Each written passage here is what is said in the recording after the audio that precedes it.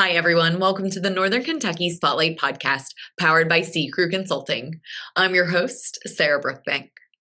Today on the podcast, we are joined by Monica Niehaus of Melink Solar. She highlights how they're working with local businesses to harness solar power.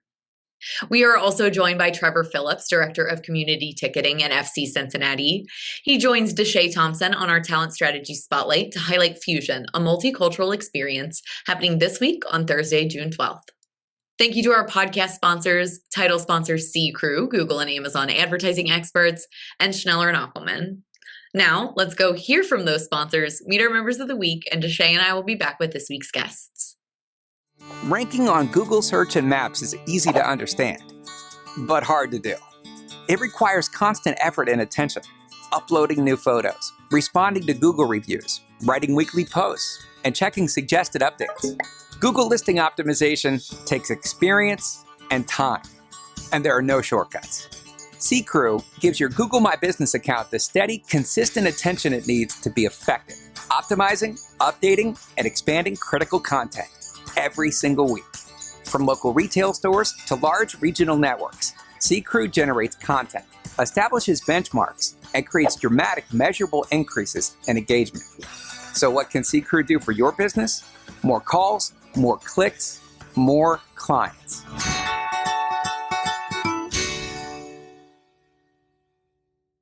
Congratulations to our members of the week. You can learn more about these businesses by following the Northern Kentucky Chamber on social media, where we'll highlight one of these businesses each day. Now, let's meet our members of the week. Gem City Commercial and Residential Cleaning is a commercial construction and residential cleaning company servicing all of Ohio, Indiana, and Kentucky. Deborah Heinlein Photography's goal is to ensure you leave not only with an image you're proud of, but with an experience that makes you feel empowered. Bright Future Pediatrics is a privately owned pediatric and adolescent medical practice serving the Northern Kentucky community since 1986. Photo Focus, a nonprofit organization founded in Cincinnati in 2010, collaborates to present and support photography and lens-based products that are accessible, enriching, and engaging to a diverse public. LED Marquee Cincinnati specializes in renting eye-catching 3-foot LED marquee letters, numbers, and symbols to elevate any event.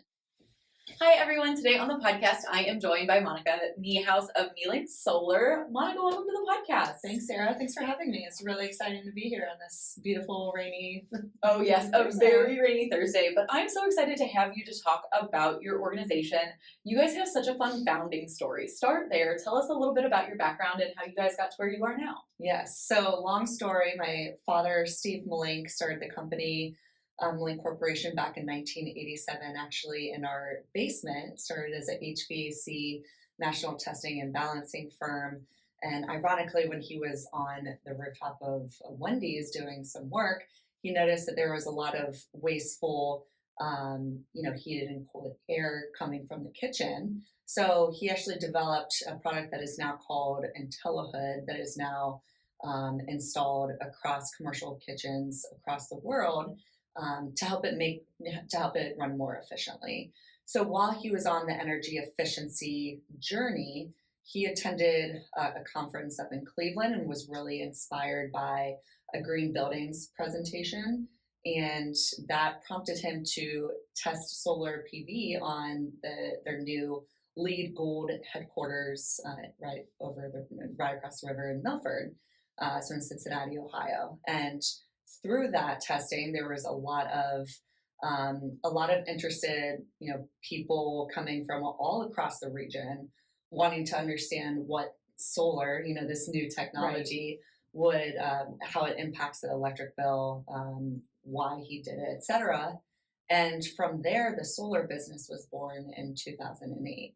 And so after, 15 years of being kind of the pioneers in installing commercial solar in Ohio and Kentucky, we're now the largest commercial EPC or engineering procurement construction firm. And I started on the solar team 5 years ago, so it kind of comes full circle, and it's been a really fun business to be a part of. A lot of people call it the solar coaster, and that's because of all the changes that you see with incentives and dealing with utilities and whatnot.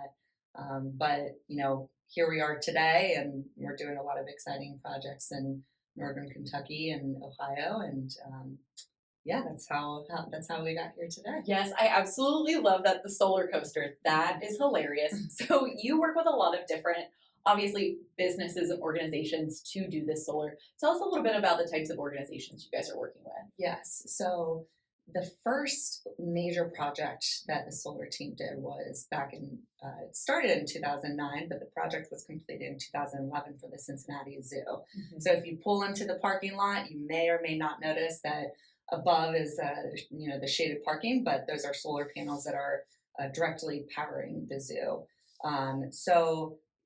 We actually have been working with the zoo over the past 15 years, installing more and more solar. So we work with nonprofits, but a lot of our commercial projects are, for-profits, manufacturers. We have a lot of religious organizations, and basically any large, energy user. So we've got a number of Kentucky projects that we've done between DHL, Toyota, R.A. Jones here in Covington. So those are really anything larger than residential is what we focus on. Yeah, so that next step up, because I'm sure that would get even more weedy with different incentives and things like that. So when you're talking through like a new customer and you're working with these clients, what are some of the reasons why businesses go solar? Yes, I put it down to two main reasons. First and foremost, the cost savings. I think no project is ever approved unless there's the ROI over, the 30-year life of the system that they would expect. And, it's directly having an impact on their electric bill. So, reducing their operational costs first and foremost.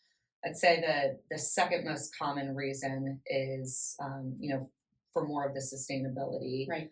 Reducing the carbon footprints. A lot of European companies here in northern Kentucky and Cincinnati who are feeling the pressure and want to show that their shareholders, their customers are, that they are committed to reducing, their impact on the climate. Yeah, very important. Definitely a topic that continues to bubble up in a national conversation. So it's cool that you guys are so connected to it locally. And one of the things I think that would be interesting for a lot of our chamber members, when you're working with newer clients or you're working with potential customers, how are you working through concerns that they have, and what are those concerns? Yes, great question. So I'd say the most common application that we see is roof mounts, right? Right. Not all organizations have the land space to use for a ground mount. So with that being said, usually the first thing that comes up is, oh, well, I need to put on a new roof, or my roof is, 20 plus years old. Also, how do I know that the roof can structurally support the weight of this solar system? So we work through that, kind of in different phases. First, obviously, we want to understand, who is the roof manufacturer? When was the roof last installed? What's the condition of the roof? Last thing we want to do is avoid any roof warranties. Yeah. So we try to understand, okay, well, when are you going to replace your roof next anyways? We also do a structural engineering study to make sure that the roof can support the weight of the proposed system. So a common question that we have is, okay, well, what's the rough weight of the system? Usually it's around 3 to 5 pounds per square foot. Now we have an array of different types of roof mounts that we can install depending on the type of roof you have, with it being a flat roof or a standing seam metal roof. But we always have a certain, few steps that we kind of have to check off before we say, okay, we can for sure install a system on your roof. So just working through that with the customer and understanding where they are, because there's no one size fits all for these systems. Yeah, that makes a lot of sense. And you mentioned it's 30 years when you sign on to do this system. How are you working? Do you stay online with this customer for the full 30 years? What's that 30-year process look like? Yes, another great question. So while we've been doing solar for the past 15 years, a lot of people are like, oh, well, okay, are you going to be with us for the next several decades? And we absolutely plan to still be in business for the next 30 years. I will say that, we're very upfront with what they can expect maintenance wise. An inverter replacement. So, a really key part of the system outside of just the solar modules or the solar panels. It is the inverters are what converts that direct current electricity that the panels produce into alternating current, which is what the building can then use for that electricity. Um, so that the inverter replacement is inevitable by year 12 through 15. Okay. So spelling that out in the cash flow, that's an expense that you're going to have to pay for. But luckily, a lot of the module manufacturers that we're working with, the tier one manufacturers, they are now having a warranty of 30 years, especially for the bifacial panels that can produce power on both sides. So besides that, it depends on the customer in terms of maintenance. How hands-on do they want to be? Do they want to be monitoring the system themselves, or do they need to engage someone, us, to help maintain the system? We've actually worked with, a Northern Kentucky firm who had solar installed by a firm based out of Tennessee, and they engaged with us to help do some corrective maintenance and just preventative maintenance as well, to make sure that everything's working well over the many years that the system's going to keep operating. Yeah. So even if they already have an existing system, you guys are a great resource to reach out to if there are any problems. But Yes. Monica, this is a lot over my head, I think. But I think it's so cool. You mentioned that you've worked with a lot of businesses here in the region already. Tell us a little bit about the benefits and some of those success stories. Sure. So I mentioned R.A. Jones, Lexmark. I mentioned ROI being, and the cost savings being a really important part of why these businesses go solar.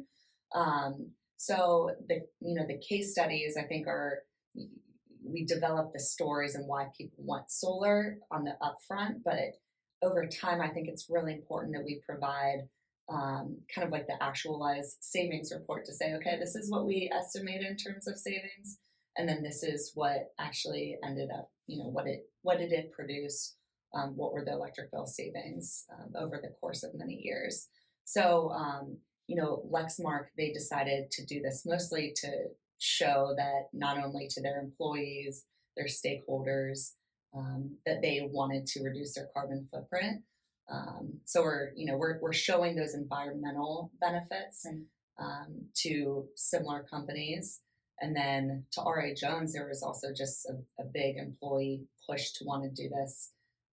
And they had the support from Europe and Italy to do that as well. So it's fun to, as we dive into these different businesses, whether it's in packaging or printing, to really share those customer stories and understand what was motivating to them to do it. Yeah, because I'm sure a lot of those motivations, like you said, there's those top two big reasons that get people invested and get people to do this. And so one of the other things I want to ask, especially as we're looking at kind of like what the climate is for businesses, it's pretty unstable, a little uncertain. I know a lot of people are worried about tariffs and different things. Do you think is it a good time to still go into solar? Should businesses still be thinking about that right now? Yes, I'm glad you brought up the uncertainty, because it's obviously impacting everyone in different ways. I'd say another uncertain part of like what everyone is dealing with is the price of electricity. Right.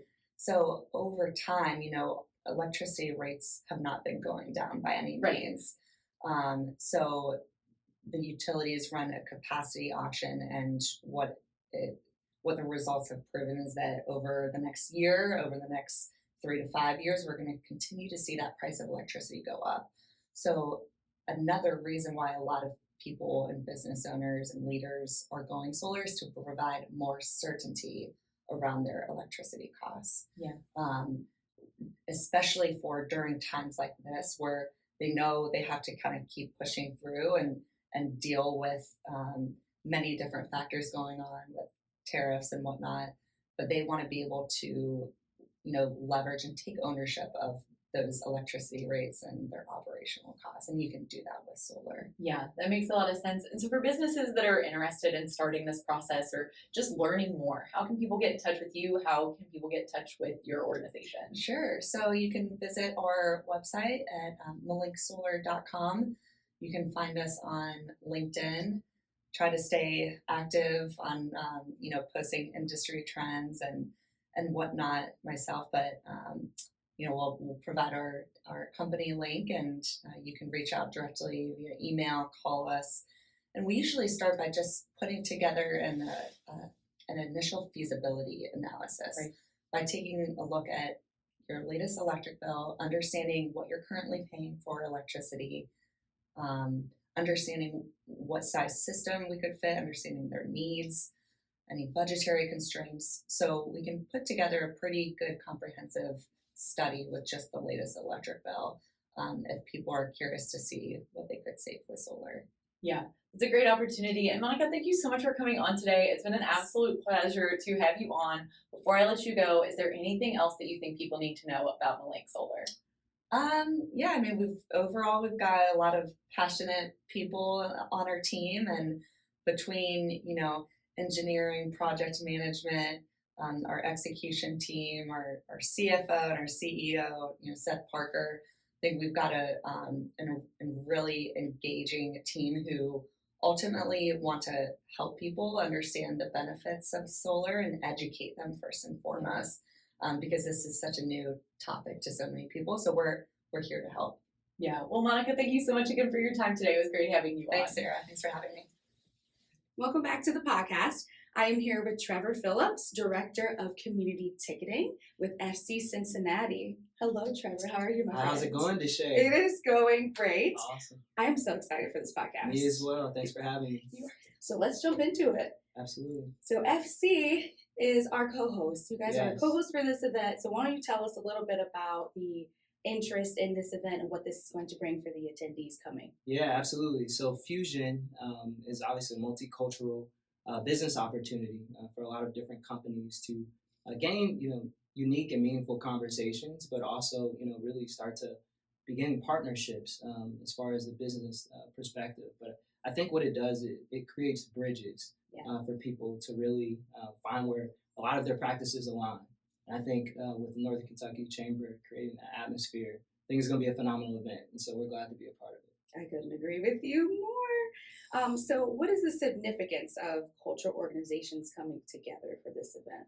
Yeah, absolutely. Like I said, bridging the gap to a lot of business conversations. And I think where FC Cincinnati comes into play is we try to create, this diverse atmosphere at a lot of our games. And we also try to do the same with a lot of our business partners as well. And so I think any company can really benefit to, kind of leaving their comfort zone. Yes. And realizing that a lot of us, have a lot of similar ambitions, and just having meaningful conversations and taking the time to, make yourself available can go a long way to budding a new relationship. And so that's something that I think, we're most excited about.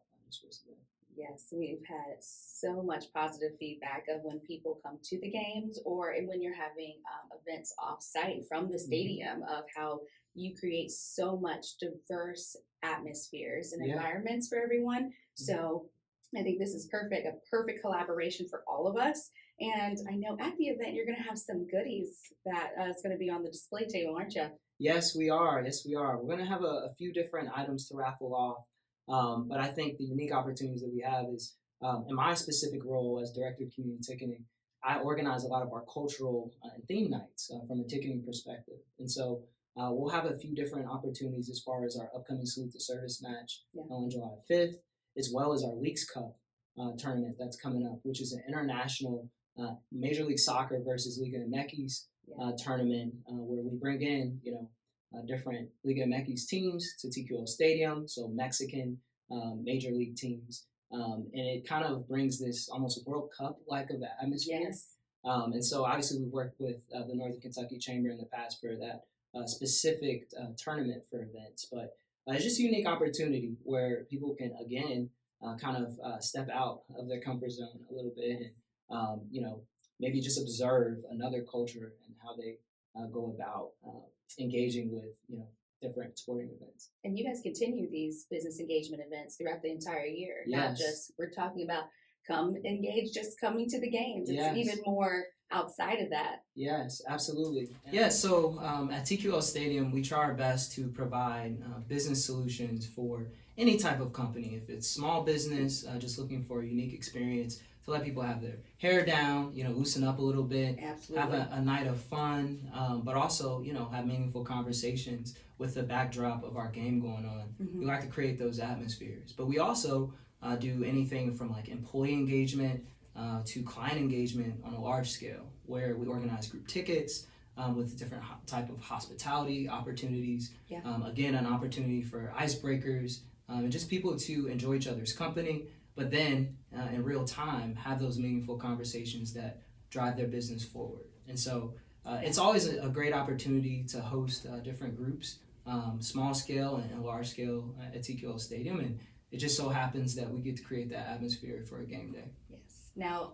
with everyone listening in on all of that great information, how can they get involved? Do they go on a website? Do they personally connect with you? Yeah, absolutely. So you can do a little bit of both. If you go to fccincinnati.com/groups, we have a lot of our different opportunities there listed. Or you can reach out to me at phillips@fccincinnati.com. Always open to engaging the conversation and finding how we can create the best business solution for your company. And you don't just utilize within the area, you do a lot of events even within the greater Cincinnati area to get everyone exposed to the diverse communities as well too? Yeah, absolutely.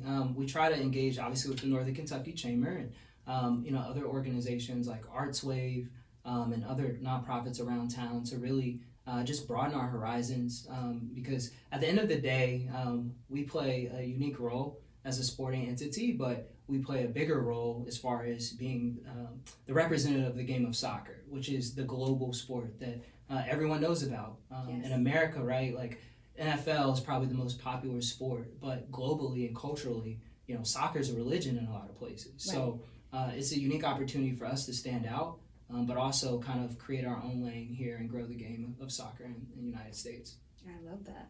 So you brought us some amazing goodies. Why don't you tell us about a little bit of what you brought us today? Yes. So I started at FC Cincinnati back in January of 2017 and was able to be a part of the early seasons at Nippert Stadium. And unfortunately, because of COVID, we had a unique opportunity where our first year in MLS, we unfortunately had to watch games from home.